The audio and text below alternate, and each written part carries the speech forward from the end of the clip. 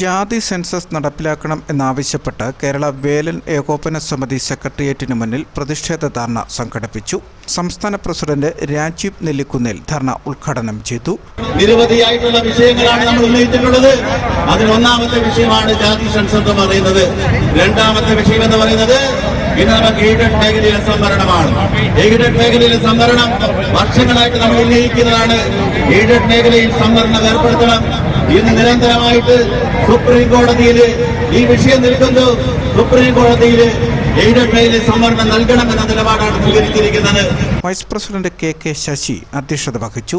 Aided മേഖലയിലെ നിയമനങ്ങൾ PSCയെ ഏൽപ്പിക്കുക, മുടങ്ങിയ ഗ്രാന്റ് വിതരണം ചെയ്യുക, ഹോം സർവേ നിർത്തിവെക്കുക തുടങ്ങിയ ആവശ്യങ്ങളും ധർണയിൽ ഉന്നയിച്ചു.